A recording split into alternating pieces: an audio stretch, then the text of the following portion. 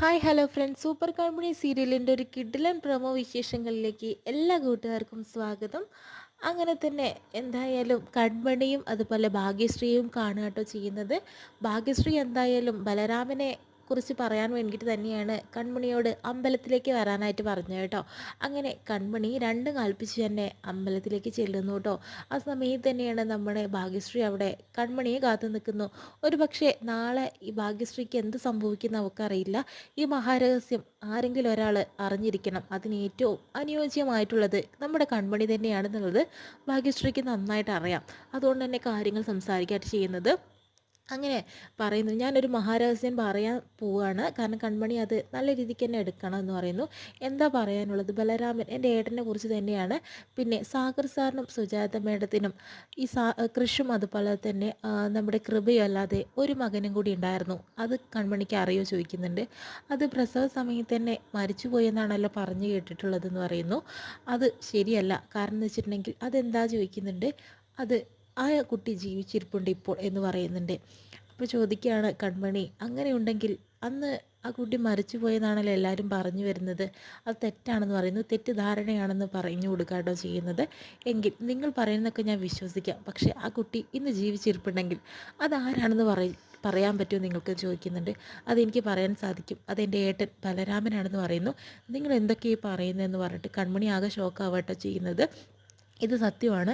ഈ രഹസ്യം കൺമണി അറിയണം. നാളെ എനിക്ക് എന്ത് സംഭവിക്കുന്ന അറിയില്ല, പക്ഷെ കൺമണിയിലൂടെ ഇതെല്ലാവരും അറിഞ്ഞിരിക്കണം എന്ന് പറയുന്നു. ഈ ഇത് പരമമായ സത്യമാണ്. അത് സാഗർ സാറിനും സുജാത മേഡത്തിനും അറിയില്ല. അതുപോലെ അറിയാത്ത എൻ്റെ ഏട്ടനും അറിയില്ല എന്ന് പറയുന്നു. എല്ലാം തന്നെ എൻ്റെ ഏട്ടനെ വളർത്തിയ എൻ്റെ അച്ഛനും അമ്മയുടെ ഒരു പ്ലാനിങ് ആണെന്നൊക്കെ പറഞ്ഞു കൊടുക്കുന്നു കേട്ടോ. അതിനുശേഷം തന്നെ ഇത് കേട്ട ഷോക്കിൽ തന്നെ കൺമണി അങ്ങനെ നടന്നു വരികയാണ്. ആ സമയത്ത് തന്നെയാണ് നമ്മുടെ ഗോകുൽ കൺമണിയെ വിളിക്കുന്നു. എന്താ അപ്പേ, എന്തൊക്കെയാണ് വിശേഷം? എടാ മോനെ, ഞാൻ ഒരു മഹാരഹസ്യം അറിഞ്ഞിട്ട് വരുന്ന വഴിയാണ്. എന്താ അപ്പേ എന്തൊക്കെയാണ് പറയുന്നത്? എന്നെ അപായപ്പെടുത്താൻ വന്നിട്ടുണ്ടായിരുന്ന ആ ബലരാമനുണ്ടല്ലോ, അത് ശരിക്കും മറ്റേ ക്രിസ്സാറിൻ്റെ ഏട്ടനാണ്. അതായത് സുജാത മേഡത്തിൻ്റെയും അതുപോലെ തന്നെ സാഗർ സാറിൻ്റെയും ആദ്യത്തെ മകൻ എന്ന് പറയുന്നു. എന്തൊക്കെയാണ് അപ്പേ ഈ പറയുന്നതെന്ന് പറയുന്നത്? ഇത് സത്യമായ കാര്യമാണ്. ഭാഗ്യശ്രീ ഒരിക്കലും നുണ പറയില്ല എന്ന് എനിക്ക് മനസ്സിലായെന്ന് പറയുകയാണ്. പക്ഷേ ഇത് ആരോടാണ് ഞാൻ പറയേണ്ടത്? ആര് പറഞ്ഞാലേ വിശ്വസിക്കുക എന്നൊക്കെ പറയുമ്പോഴത്തേനും അതിനൊരു കാര്യമുണ്ട് അപ്പേ. അത് വിശ്വസിക്കുന്ന ഒരേ ഒരാളുണ്ട്. അത് അത് അത് നമ്മുടെ ദേവ്ജി അപ്പൂപ്പനാണെന്നൊക്കെ പറഞ്ഞു കൊടുക്കാട്ടോ ചെയ്യുന്നത് അമോൻ. അതിനുശേഷം എന്നാൽ അങ്ങനെ തന്നെ ചെയ്യുക എന്ന് പറയുന്നു. അതിനുശേഷം തന്നെ നടന്നു വരുന്ന സമയത്ത് തന്നെ കൃഷി കൺമണിയെ കാണാനായിട്ട് അങ്ങോട്ട് വരാട്ടോ ചെയ്യുന്നത്.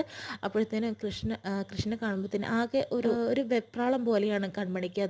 അത് ആകെ രഹസ്യം അറിഞ്ഞിട്ട് തോന്നുന്നത്. അങ്ങനെ കൺമണി കൃഷ്ണനെ കാണുന്നതോടുകൂടി തന്നെ തലചുറ്റി വീഴാട്ടോ ചെയ്യുന്നത്. അങ്ങനെ കൺമണിയോട് ചോദിക്കുന്നുണ്ട്, എന്ത് പറ്റി കൺമണി നിനക്ക്? എന്താണ്? എന്തെങ്കിലും ഉണ്ടെങ്കിൽ പറയുമെന്ന് പറഞ്ഞ് കവളത്തൊക്കെ തൊടുന്നു. പക്ഷെ കൺമണി ആകെ ഒരു ഷോക്കായ അവസ്ഥയിലാട്ടോ ചെയ്യുന്നത്. അങ്ങനെ തന്നെ വീണ്ടും ദേവ്ജിയെയാണ് കാണിക്കുന്നത്. കൺമണി നേരെ ചെന്നിട്ട് ദേവ്ജിയോട് കാര്യങ്ങളൊക്കെ തുറന്ന് പറയുക എന്നുള്ളത് ഉറപ്പാണ്. എല്ലാ രഹസ്യങ്ങളും ദേവ്ജിയും കൂടി അറിഞ്ഞിരിക്കണം.